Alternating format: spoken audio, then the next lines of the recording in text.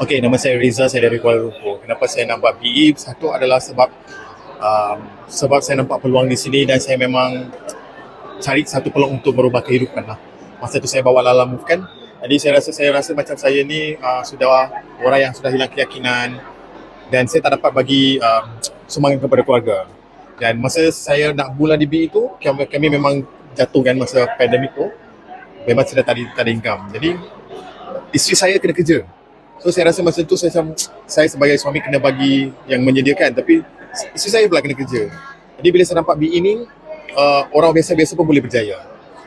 Dan dari situ saya datang ke event, saya tanyalah all the leaders dekat sini macam mana.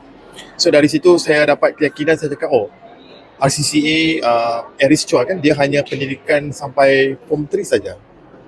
Ibu tunggal bawa Grab pun boleh jadi RCCA DBE. So itu bagi saya kata, kalau dia boleh kenapa tidak kan. So dari situ saya bermula lah berkongsi.